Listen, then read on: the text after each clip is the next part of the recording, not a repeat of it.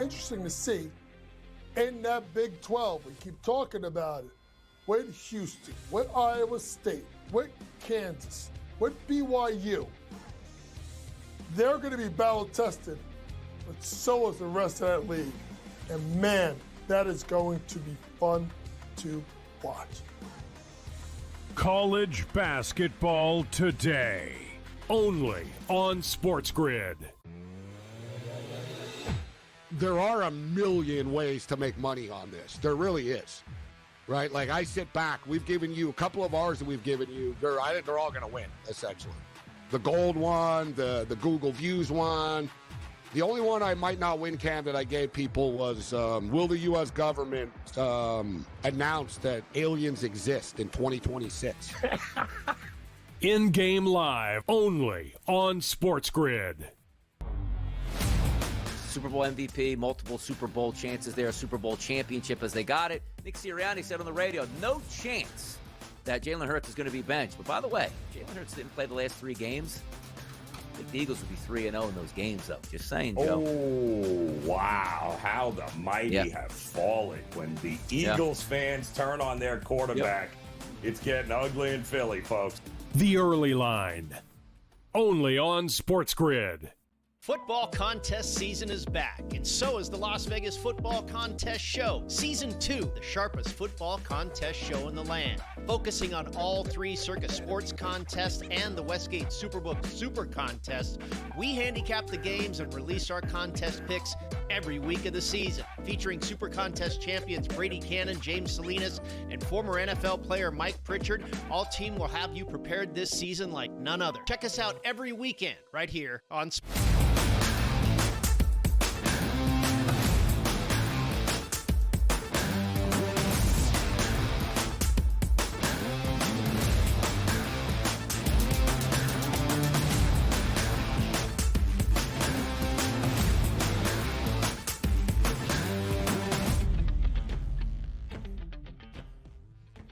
Rise and grind, people. It's the early line on the Sports Grid Network. You know what we get excited about? This is Armchair Quarterback Monday. What happened over the weekend? Heisman trophies were handed out. College football playoffs are set. Army-Navy with a sensational finish in the NFL. My goodness, times are changing, and massive injuries to go over. Sometimes we take a look Monday, Tuesday, Wednesday, Thursday, and Friday and say, Joe, 2 hours isn't enough. Donnie Wrightside and Joe Ranieri will make sure 2 hours is action-packed, full of all the information that the people need, Joe. And there's a lot of it, Donnie, because it was a bit of a crazy weekend across the board. We got to watch seasons get blown up right in front of our eyes in a matter of, minutes yesterday. Absolutely. And sometimes on a Monday, you're waking up. It might be cold in the Northeast. It might be hot down south at this point. But you need to get your information, and you need to get the hottest topics and get caffeinated, because Joe's bringing you a topic that you need to understand. Joe, what is it? Well, Donnie, today I have a little bit of breaking news regarding the NBA. Wow. Yes, yes. It appears that the friendship era is officially dead. You know, for the last 15 years, Donnie, we have had to suffer through this AAU era. You know, the Banana Boat crew, super teams where everyone is best friends, dapping each other up and planning vacations together in the off season. Ooh, it was quite nauseating, if we're being honest here. Now, we grew up in an era where we had Jordan versus Isaiah, the bad boys, right? Bird versus Magic, Kobe against anybody, the Knicks and Oakley. We want hate, Donnie, in the NBA. I want players who would rather lose a limb than lose a game to their rival. And we have not had that in the NBA for quite some time. And folks, after Saturday night in Vegas, I got to say, I believe a little bit of hate is back in the NBA, because the Oklahoma City Thunder walked into the NBA Cup semifinals at 24-1, Donnie, or 24-1 rather, and they looked like they were never, ever going to lose another game the rest of the season. Absolutely invincible. They look like world champions once again. Well, that was, of course, until they ran into a 7'4" alien named Victor Wembanyama. And the Spurs didn't just beat the Thunder on Saturday night. They sent a message. And Wemby went to the podium and dropped the mic after that game. He looked right into the camera and said, some people are built for this moment and some aren't. Ouch. But he wasn't done. He then took a flamethrower to OKC's entire style of basketball. He said, I'm just glad to be part of something that is pure and ethical basketball. Ethical basketball, Donnie. That is the most polite French way of saying, you flopping SOBs, stop it. He is calling out SGA for kicking his legs out. He's calling out the Thunder's bully ball tactics. And the irony, the Thunder spent the postgame crying about, what, of all things, the officiating. A team that lives at the free throw line complaining about the whistle. That is hilarious. Wemby and the Spurs stood up to the bully, punched him in the mouth, and then told them their style of basketball is trash. This is exactly what the league needs. We finally have two young elite teams who legitimately don't like each other. We now could have a rivalry for the next decade that isn't about friendship. It's about war, Donnie. And we don't have to wait very long to get another glimpse of it, as these two teams, well, they'll face each other again in 8 days in San Antonio. So thank you, Wemby. The villain is back, Donnie, and I, for one, am here for it. Tuning into the NBA before December 25th. Crazy work. We just might have to do that with the NBA Cup coming up. But let's get to some of the hottest topics across the sports landscape on the early lineup here. Fernando Mendoza. He is a Heisman Trophy winner, easily dispatching of second place Diego Pavia, third place Jeremiah Love, and fourth place Ohio State quarterback Julian Sayin. First man ever to do it at Indiana. Here he is. This was maybe the most yawn fest of yawn fest when it comes to Heisman. I mean, we all kind of knew this was happening. They changed the rules, right? I think you had up until, I don't know, last week in order to vote. So you had conference championships that you could watch and vote based upon. I mean, kudos. We had said every one of those guys was deserving, but none of those guys, to me, Donnie, really moved the needle one way or the other. But congratulations, Mendoza and Indiana. That's one of those you look back and be like, oh, that's right. Jason White actually won a Heisman Trophy back in the day at Oklahoma. That's what Mendoza is going to give us. Wasn't a sensational season, but you could probably argue the success that Indiana had, and he was very good at his job. And they beat Ohio State in the conference championship game. He's going to get the award, so no qualms about that. Just not an exciting race overall. Patrick Mahomes, I needed 19.5 rushing yards at him. Did you know, Joe? He ran for 12 yards on the first drive for a touchdown. Oh, look at this. The Chiefs are going to have life. They have no life. He tore his ACL. He's going to be down for a full year. The Chiefs have been eliminated from the playoffs. And, Joe, are $40 million over the cap heading into the offseason.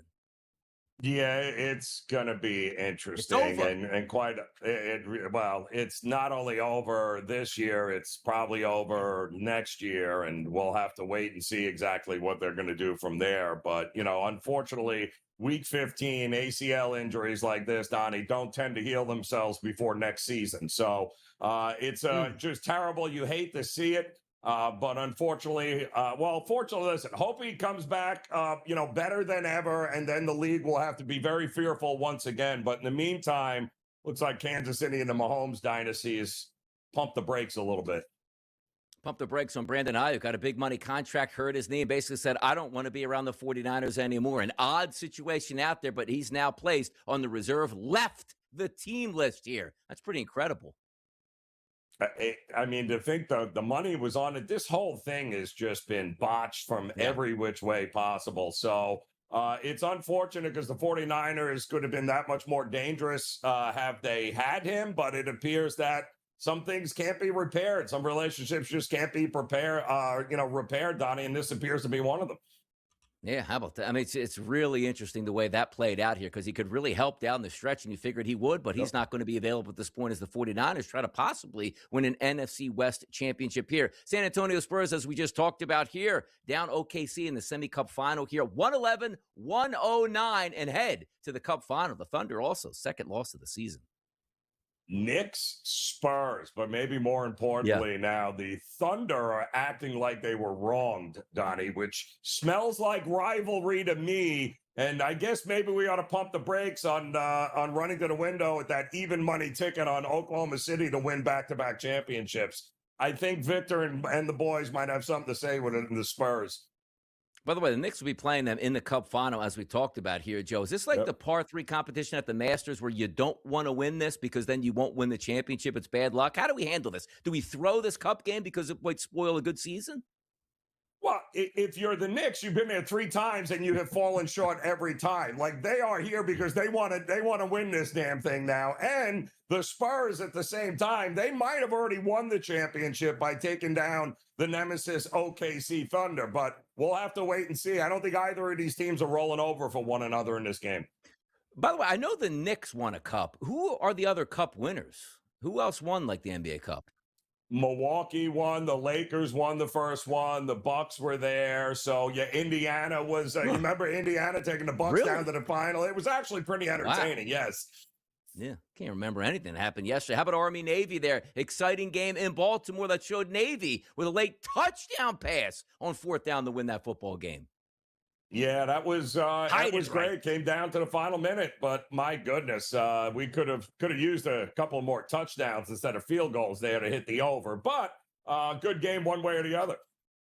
Get me up on the couch, you market of this. John Cena retires from wrestling after a loss. No doubt in my mind he's coming back. How many times did Brock Lesnar retire? How many times did Ric Flair retire? Hulk Hogan retire? John Cena's going to go on a world tour the minute the WWE needs him in the next year and a half. He didn't retire from anything. We'll be back, Joe. I didn't even know that he was still wrestling, if we're being completely honest. I thought he was a movie star now. There you go, huh? And we live on to Monday right here on the grid. Come on back. We've got some exciting topics up next.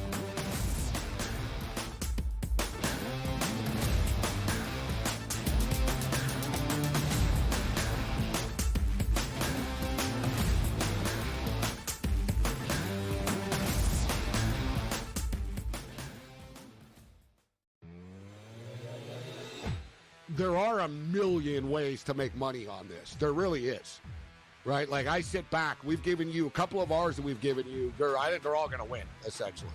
The gold one, the Google Views one. The only one I might not win, Cam, that I gave people was, will the U.S. government announce that aliens exist in 2026? In-game live only on SportsGrid. Here's the problem. When Joe Dumars blows it up and trades Zion, who is going to give them anything more than 25 cents on the dollar for a damaged goods superstar who misses significant time, who doesn't love the game, but is built like a freight train? Problems are in New Orleans, and I don't know how it gets fixed. Pro basketball today, only on SportsGrid. They're doing a new show about a Japanese interpreter. Oh, they are? Yeah. Oh. Yeah, they're doing like I don't know if it's a documentary or like actors are in it. It's got to. I think it's a drama. It's a real show. It's like a scripted show? Yeah. About a Japanese interpreter? Yes. I wonder who's getting paid for that. The Craig Carton Show, only on SportsGrid. Chris Beard said, I can just play different players. And kudos to Chris Beard. NIL does not matter. Recruiting rankings don't matter. Who your AAU coaches doesn't matter. At the end of the day as a coach, your loyalty is to your school. Your loyalty is to all the kids in the program. College basketball today, only on SportsGrid.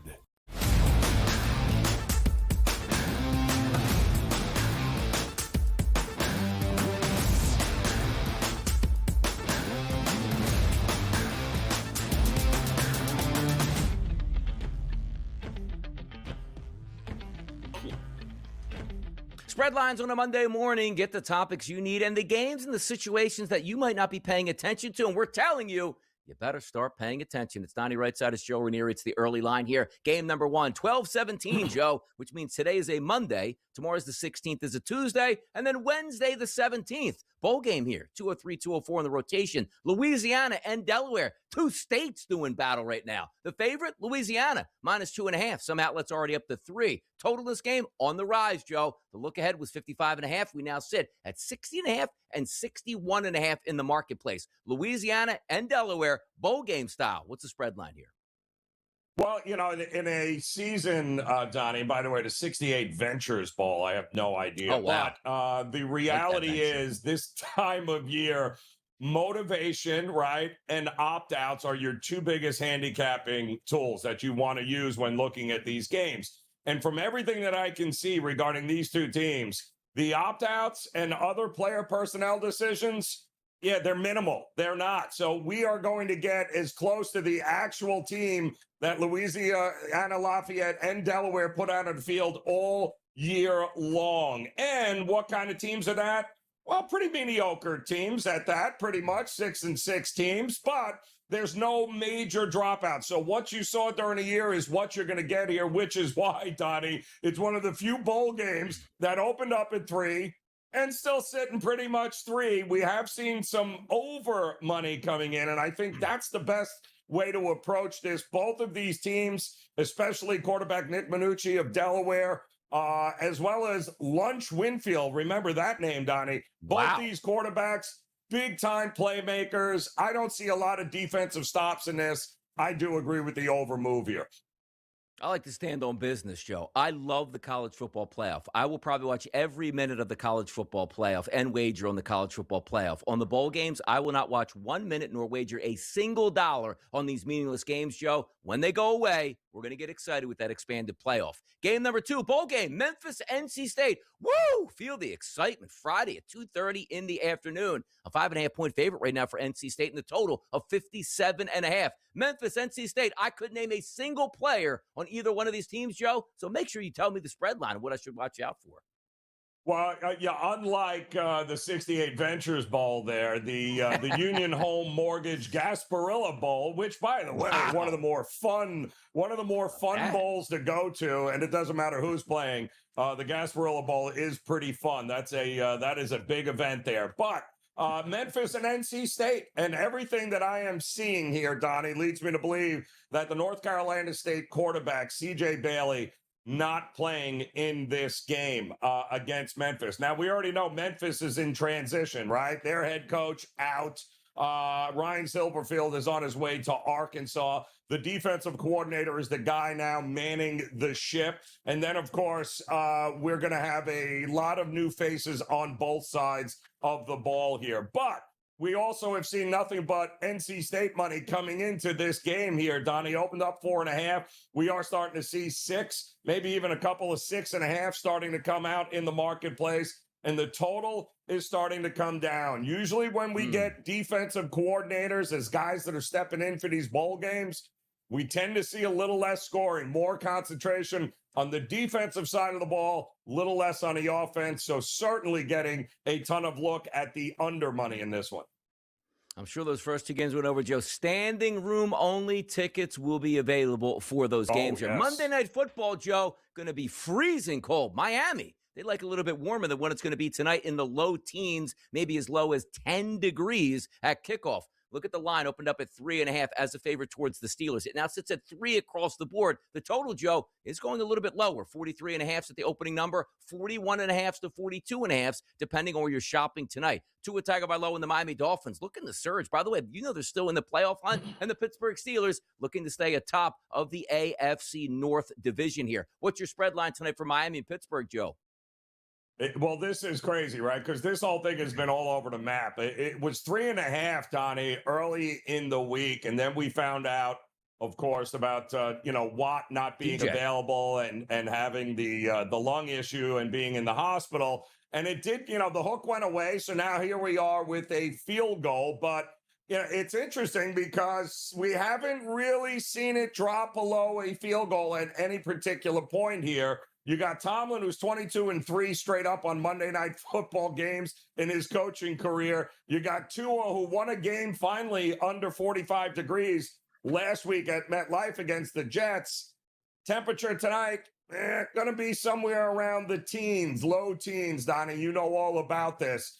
This is going to be interesting. Can Tua continue and Mike McDaniel continue to do the unthinkable and win games and keep their season alive?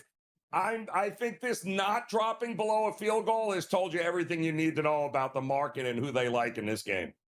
Hey, by the way, Devon Achane fell in the football last week at MetLife, left that game. Says his ribs are a little bit uncomfortable. He should be good to go tonight. We'll see how it is when you get hit in that cold rib cage on a freezing cold night. To the association tonight, Joe, Pistons and the Celtics, a 1.5-point favorite for the Celtics tonight over the Pistons, and a total of 230.5. What's your spread line for some NBA action tonight?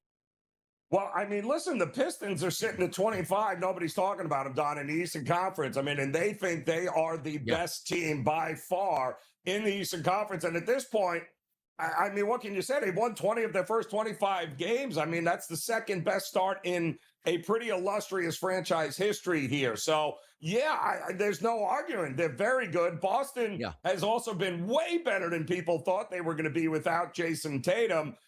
They are coming off a terrible loss here in which they kind of got embarrassed in their last game. But they are looking to bounce back. They are at home. We have seen these two in a pretty high-scoring affair.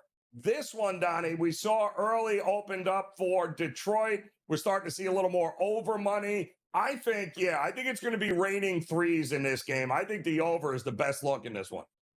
Close line on that one, Joe. Close line on another game in the association tonight. The Rockets and the Nuggets, a minus 1.5-point favorite for the Nuggets here in a total of 235.5. Rockets, Nuggets, good game tonight. 9:30 start. What's your spread line here? Yeah, these are two other teams in the West that will contend. Denver hasn't played a home game in 2 weeks, Donnie. 2 weeks. And now they get to go home and take on Durant and the Rockets. This is much-watched television, but more money coming in on Denver than Houston right now. Much-watched television right here on the SportsGrid Network. The early line, Joe and Donnie, right back with more hot topics on the way.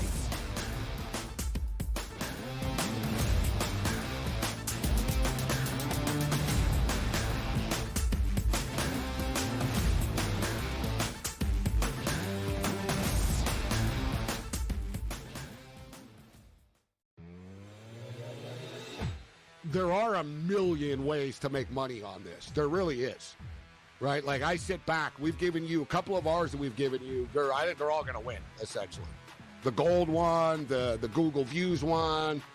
The only one I might not win, Cam, that I gave people was, will the U.S. government announce that aliens exist in 2026? In-game live, only on SportsGrid. Here's the problem. When Joe Dumars blows it up and trades Zion, who is going to give them anything more than 25 cents on the dollar for a damaged goods superstar who misses significant time, who doesn't love the game, but is built like a freight train? Problems are in New Orleans, and I don't know how it gets fixed. Pro basketball today, only on SportsGrid. They're doing a new show about a Japanese interpreter. Oh, they are? Yeah. Oh. Yeah, they're doing I don't know if it's a documentary or actors are in it. I think it's a drama. It's a real show. It's like a scripted show? Yeah. About a Japanese interpreter? Yes. I wonder who's getting paid for that. The Craig Carton Show, only on SportsGrid. Chris Beard said, I can just play different players. And kudos to Chris Beard. NIL does not matter. Recruiting rankings don't matter. Who your AAU coaches doesn't matter. At the end of the day as a coach, your loyalty is to your school. Your loyalty is to all the kids in the program. College basketball today, only on SportsGrid.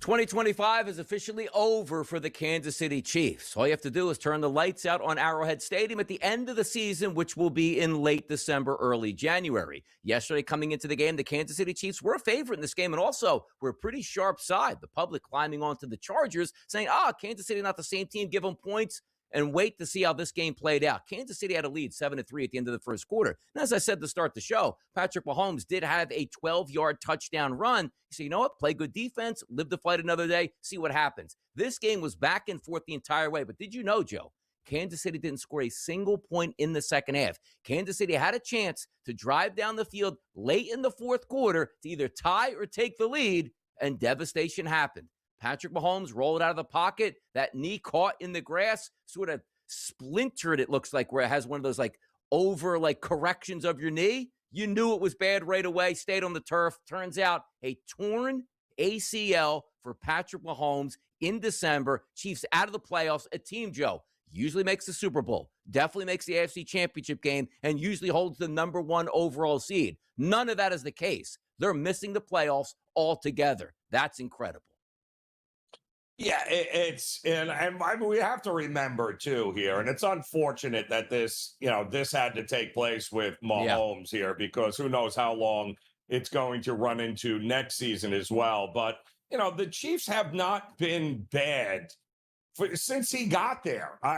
Since him and Andy Reid have gotten there. I mean, there's only at some point this was going to go the other way. And listen, it happened with Brady in New England, right? It's happening with Mahomes. There's only so much Andy Reid can do, right? I mean, the offensive line is not good. They can't run the ball. They don't have a true number 1 wide receiver. 36-year-old Travis, nothing was going well this season. And this just puts an exclamation point on what was inevitably going to happen, Donnie. As much as we like to think it's never gonna come down, it was going to happen. It's just unfortunate that Mahomes had to get hurt during what was, maybe the first time in a long time that we're not going to be talking about the Chiefs come this postseason.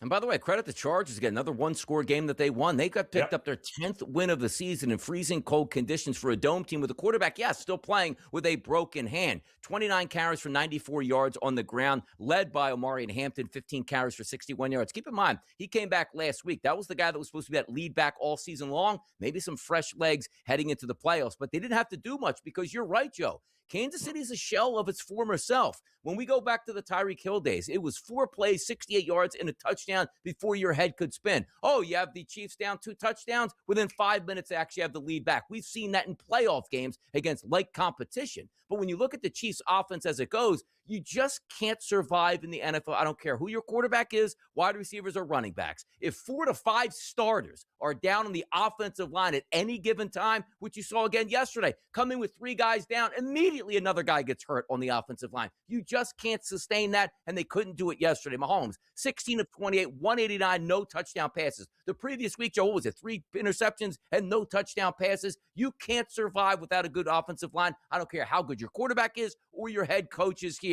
Shout out Travis Kelce, 7 catches for 70 yards, tried to do his best, but they had nothing going on offense because they couldn't block, Joe.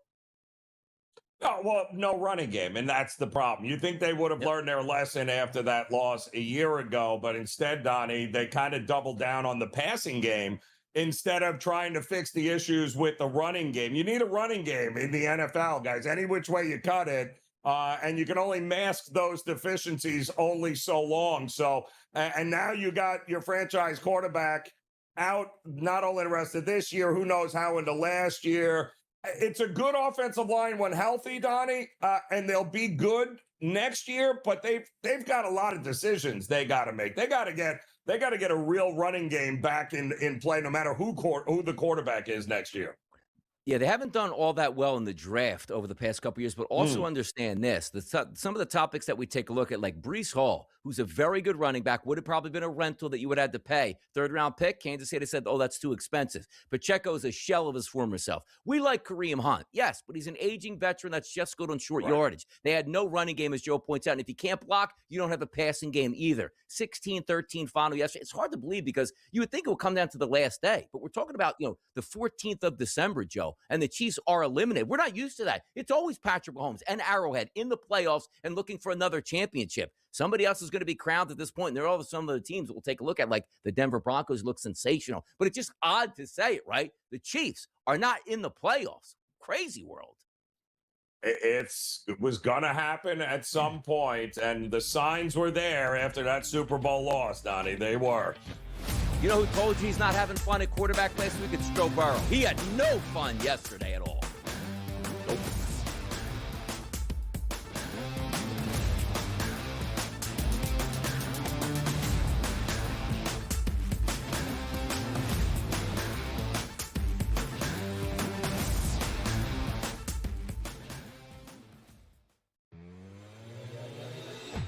There are a million ways to make money on this. There really is. Right? Like, I sit back. We've given you a couple of ours that we've given you. I think they're all going to win, essentially. The gold one, the Google Views one. The only one I might not win, Cam, that I gave people was, will the U.S. government announce that aliens exist in 2026? In-game live, only on SportsGrid. Here's the problem. When Joe Dumars blows it up and trades Zion, who is going to give them anything more than 25 cents on the dollar for a damaged goods superstar who misses significant time, who doesn't love the game, but is built like a freight train? Problems are in New Orleans, and I don't know how it gets fixed. Pro basketball today, only on SportsGrid. They're doing a new show about a Japanese interpreter. Oh, they are? Yeah. Oh. Yeah, they're doing like I don't know if it's a documentary or like actors are in it. It's got I think it's a drama. It's a real show. It's like a scripted show? Yeah. About a Japanese interpreter? Yes. I wonder who's getting paid for that. The Craig Carton Show, only on SportsGrid. Chris Beard said, I can just play different players. And kudos to Chris Beard. NIL does not matter. Recruiting rankings don't matter. Who your AAU coaches doesn't matter. At the end of the day as a coach, your loyalty is to your school. Your loyalty is to all the kids in the program. College basketball today, only on SportsGrid.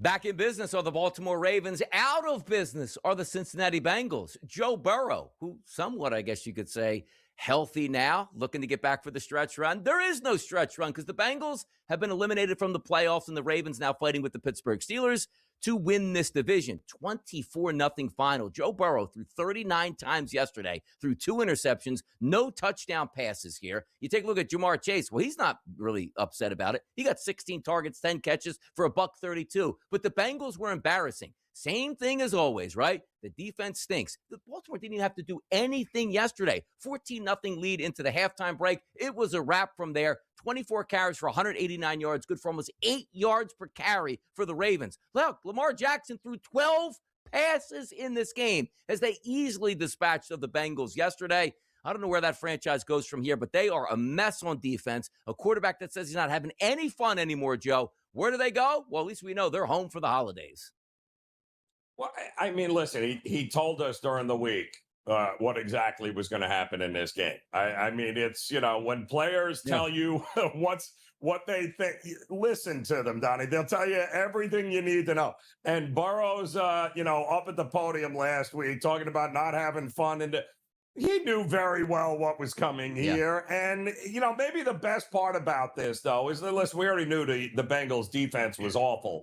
But let's be realistic. That might be the healthiest Lamar Jackson has looked in a little while here. I mean, he actually had some juice running the ball. And he looked like his legs were a little better under him there. I mean, in those kinds of conditions, made the throws.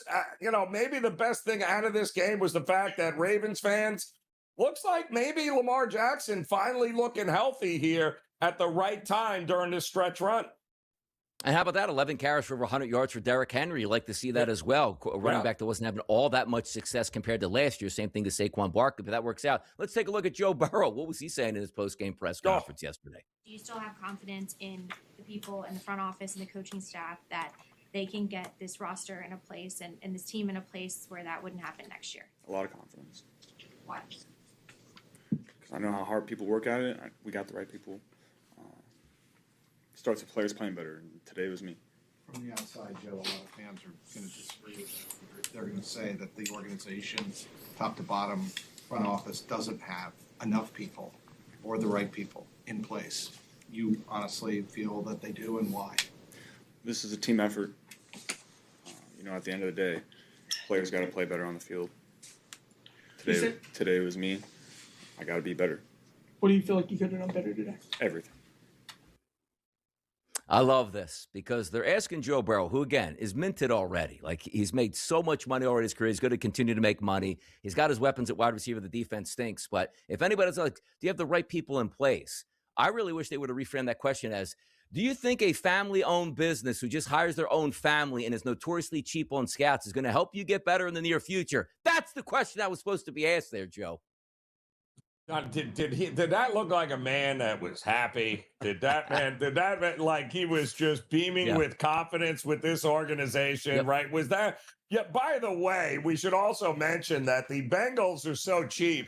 They didn't even pay anybody to clean the snow off the seats in the stadium, Donnie. People got to their seats and had to clean off their own seats. But they did clean, the stairs and the walkway. But they didn't clean off the seats. How hilarious is that with the Bengals? I wouldn't be happy either. I'll tell you that right now. Never forget, this is a team just a few short years ago, Joe, that charged their players for lunch when they went into their own cafeteria. It's amazing how the Bengals have made it this far, but there they are again at this point now. And notorious are the stories where the scouts, they only have like 2 or 3 in like the 1980s, and to save money, they would refuse to send their scouts on the road late in the season to do scouting because they would have to pay for a hotel and a plane ticket here for their scouts. Amazing stuff that comes out of the Cincinnati Bengals. How about the Philadelphia Eagles yesterday? 31-0. Now, I'm an Eagles fan. They needed a layup, and boy, did they get one yesterday. Hurts only threw 15 times for $175, but 3 touchdowns and no interceptions. The vibes are back here. You're probably upset if you had a Saquon Barkley prop over 80.5 rushing yards where he didn't even play in the fourth quarter because of how bad the Raiders are. But the focus for me today, Joe, is not on my Eagles and can they win the division, which they will, and what they'll do in the playoffs if they're healthy. It's the Raiders. No person on this network or in the media landscape has banged on the Raiders harder than I have in the offseason, Joe. A horrible head coaching hire in Pete Carroll. A horrible move to trade and give up assets to get Geno Smith and pay him a lot of money. A horrible move to take a running back in the top 10 because you thought he was going to change the game here. The Raiders should be dismantling their entire football team and restarting over, and they tried to put a little scotch tape on it, and they find themselves at 2-12. They were embarrassing. By the way, did you know this hot stat from yesterday, Joe? The Philadelphia Eagles, second team, which had 1 drive in that football game, outgained the Raiders for 4 quarters. That's impressive. Well, yeah, but, Pete Carroll been around this game a long time, Donnie. And unlike the Jets and New Orleans and somebody, Pete understands there is absolutely no reason for us to win another game the rest of the year because you've got that number 1 pick wrapped up. Nobody knows it better than Pete Carroll. And although he looks all huffy and puffy on the side, he has no intention of winning another game the rest of the year and look terrible doing it because that number 1 pick is his, Donnie, next year. By the way, Max Crosby, I love the guy who plays hard. He should not be in Vegas.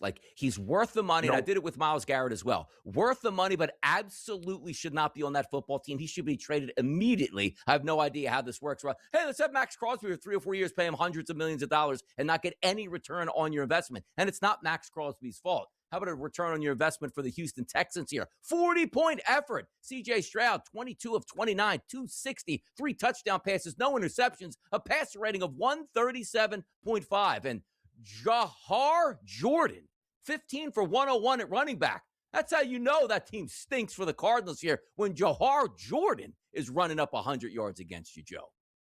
Yeah, it was. It was before the blink of an eye. I think we had a defensive touchdown. We had, it was 17-0, 6 minutes into the game, and that was all she wrote.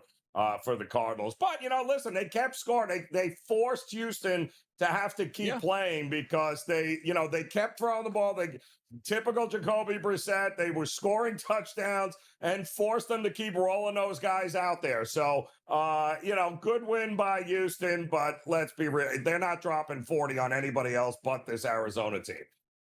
How does this happen, Joe? How does this happen? Like, we're going to, talk about this game maybe a little bit longer, but I want to preface this. The Buffalo Bills and the New England Patriots. A lot was on the line. Patriots win that, basically wrap up the AFC East. Buffalo ends up winning that game. They're 10-4. The Patriots are 11-3, still in control of their own destiny for the Patriots. How does it happen where you line up against the Bills and you run for 246 yards on the ground? Joe, if we round it up, 10 yards per carry for the Patriots on the ground. They lost. Please help me. Well, the reason that anybody that was likely on the Bills was on the Bills for one reason, Donnie. It's December, and you have Josh Allen and one of the most experienced teams in the NFL who has been here and done this. And by the way, always thrive this time of year. They are the number one team against the number in the second half for a reason, Donnie. And as much as the Patriots look young and upstart and fun and, they're on the right track again, it's to think that they're just going to handle their business and you're not going to have these bumps in the road. When you go up against a team as experienced with that quarterback, you better play for 4 quarters, Donnie. They learned that the hard way, and they didn't. Yeah, it's a fun, like the Buffalo Bills are intriguing to me because I don't think they're as talented as they were in the past, but the way they're winning football games now, saying, hey, James Cook, you really are that good. 22 carries, $107, 2 touchdowns there. You have Josh Allen, 11 carries for 48 yards. They're doing what they need to do late in the season, and it's fun the way it turns out. This was 21-0 at one point. This was 24-7 at the break. This was Josh Allen with 35 passing yards at the half, and they came back and won in New England. Impressive victory for the Buffalo Bills. Tom Vecchio joining us next. No panic on Tom Vecchio either. We'll see him next. Nope.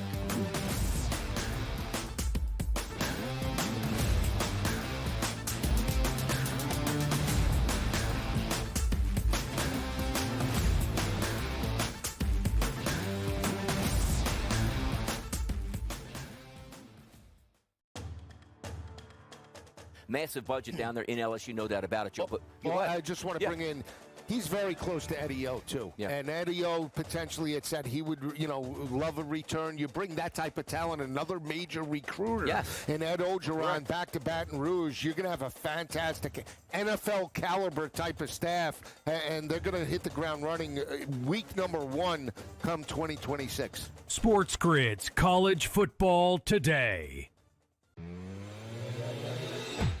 There are a million ways to make money on this. There really is, right? Like I sit back. We've given you a couple of ours that we've given you. I think they're all going to win, essentially. The gold one, the Google Views one. The only one I might not win, Cam, that I gave people was, will the U.S. government announce that aliens exist in 2026?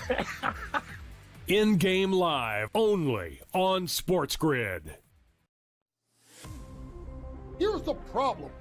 When Joe Dumars blows it up and trades Zion, who is going to give them anything more than 25 cents on the dollar for a damaged goods superstar who misses significant time, who doesn't love the game, but is built like a freight train?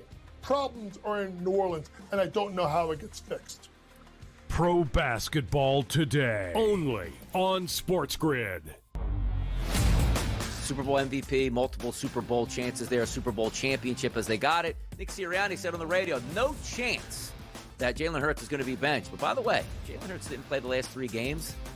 I think the Eagles would be 3-0 in those games, though. Just saying, Joe. Oh, wow. How the mighty have fallen when the Eagles fans turn on their quarterback.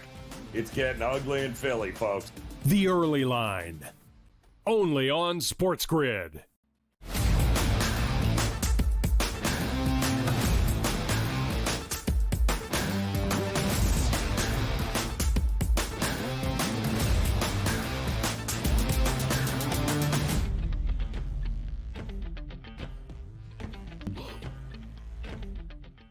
Right back at it on the early line, Armchair Quarterback Monday, as we do it each and every Monday. It's Donnie Rightside, it's Joe Ranieri. Now we bring in Tom Vecchio here to take a look at what happened yesterday and also try to apply our craft tonight in a cold weather game between the Dolphins and the Steelers. Tom, how are we feeling today? I'm doing good. Certainly some interesting storylines heading into this game. A lot of people are going to talk about, Tua not winning in cold games. I will say he did beat the Jets last week. That game was sub 40, but it was in the upper 30s. It's not like the mid to low 20s that we could see tonight. But the fact that both teams are still alive is a little bit surprising to me, but that gives us a great game to break down. Yeah, Jets are notorious for giving up a lot of points these past couple weeks, wherever the heck they're going with it. But, Tom, let me start yesterday real quick because we talked and said, during the week, Phillip Rivers is coming back to the Indianapolis Colts, and what's it going to look like? You had a really good handicap there by saying just hand the football off left, right, up the middle, deep, short, as wet as you can for Jonathan Taylor. And that worked out well. But honestly, talk to me because I watched that entire game, and I had Michael Pittman over 31.5 receiving yards. He had 25 at the break, didn't get there. I mean, I'm already upset about that now. But watching that game, it's not sustainable. It was a good story for Phillip Rivers to come back. He can't be your quarterback next week. It had to be a one-week fill-in because that offense, and forget about Seattle. Well, I'm going to pick on them a little bit later. What did you see from Phillip Rivers that shows he should get another start next week, or does he deserve it? I think they'll stick with him. Like Joe and I were live for all of that game. We were, going through a play-by-play essentially. But, Riley Leonard, I'm not sure if he gives them a better shot to win. I think Rivers gives them a better shot to not lose. And I know that's like a terrible way to put it, but they just want him out there just to manage the game. Like they just want him out there. Like you hand the ball off. It's like, all right, it's 3rd and 3. Try and pick up the first down. At least he knows what the pressures are going to look like. He knows what the blitzes are going to look like. And Riley Leonard just does not have that experience, right? So although Rivers is immobile and he's old and he's slow and all these things, at least he has the mental wherewithal that he's seen it all before. Yeah, I mean, it was pretty funny watching it all. He gave them a chance to win, which is the only thing they asked him to do was give him a chance to win. But how do you win on 6 field goals, Tom? 6 field goals is the only way you were able to beat a defense that was missing its 3 best players, 2 in the secondary and 1 on the defensive line. I don't know, Seattle. That's a head scratcher to me. Absolutely terrible. That game had 1 touchdown, and it was honestly one of the most exciting games of the year, which is crazy to say. But it's like an indictment on Seattle. Like they were 14-point favorites. They barely won that game, and the game plan should have been pass the ball, get up by 14 points with JSN and Sam Darnold, and then run, and then the Colts can't do anything, and they failed that.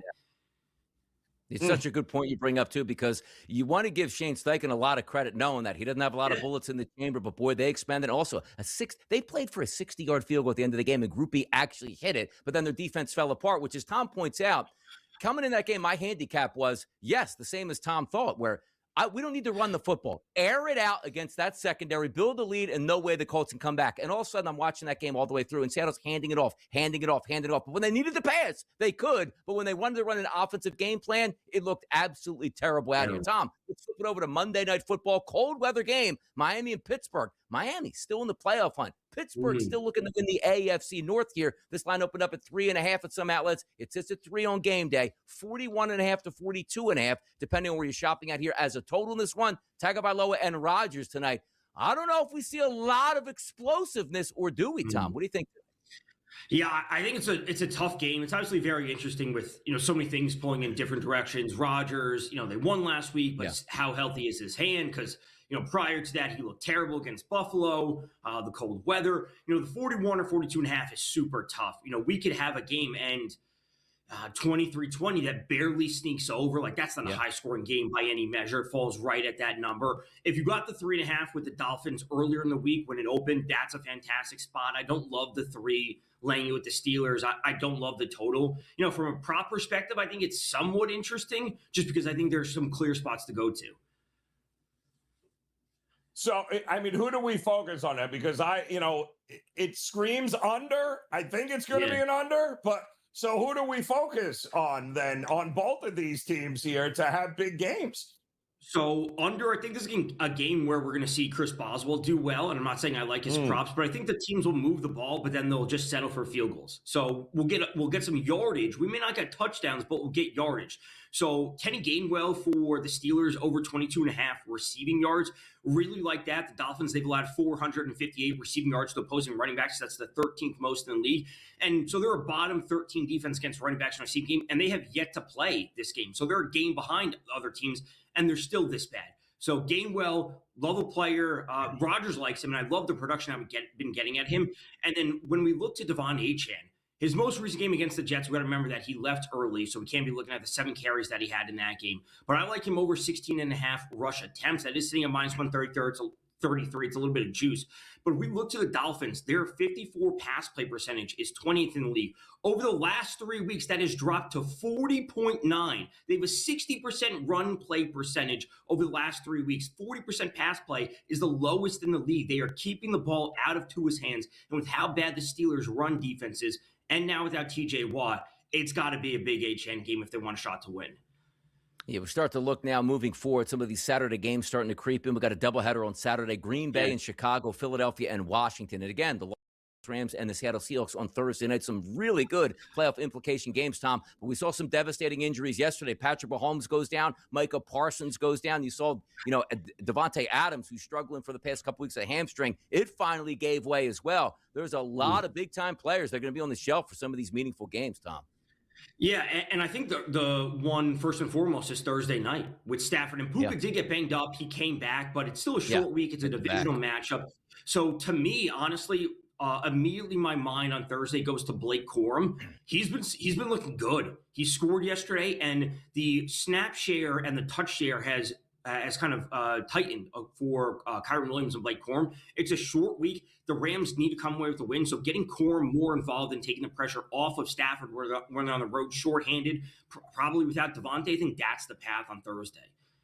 Yeah, it'd be interesting to see how this plays out over the next couple weeks, because teams that we usually look to be high-powered and fun, like the Cincinnati Bengals, they're out of the playoffs. And Gardner Minshew came in, had a couple completions, then threw the interception. What do the Chiefs look like without Patrick Mahomes? And also, are they just going to hang it up for the rest of the season and put guys on IR? Tom Vecchio, thanks for rising and grinding on a Monday with us on the early line. Down the right side, Joe Neary. We'll be right back. More Monday Night Football information coming up.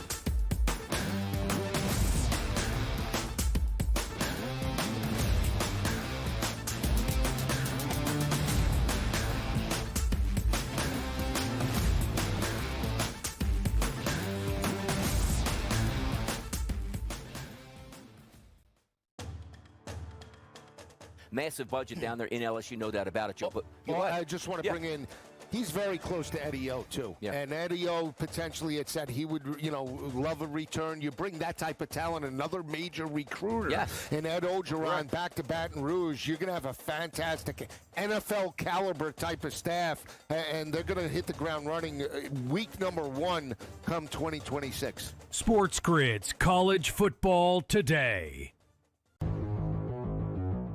I think this is a very tough one. I haven't bet this because I still think it's that close. I would lean towards the sentiment of the voter body instead of the anointing of the new star. But at a certain point, the next 2 weeks, Drake May could be undeniable. It's really interesting market right for those two. And remember when Matthew Stafford wasn't going to play all year? Remember in August where he wasn't practicing? And now he is number 2 for MVP. So go figure. Fantasy Sports Today, only on SportsGrid. You're legendary. I'm legendary. And both of these guys love each other. Right? Cam Ward, they do. They work out. They work out. Legendary. Go ahead. Cam Ward. Yep. Shador Sanders. Yep. 250 plus and 2 tutties each. Amazing. That's nuts. What? Why is it nuts? Come on, that's crazy. Why though? Pro Football Today, only on SportsGrid. We just can't quit Josh Allen. He's at a 16% chance. And then the Baltimore Ravens. Ooh, don't count Lamar out. The Indianapolis Colts and Daniel Jones and Shane Steichen. And then there's those Kansas City Chiefs. But I got to tell you, Joe, you see how we're going lower and lower on this list right here? I'm telling you, a nice little wild card down there. You plunk $100 back and get paid $1,429 back on Houston Texans. The Early Line, only on SportsGrid.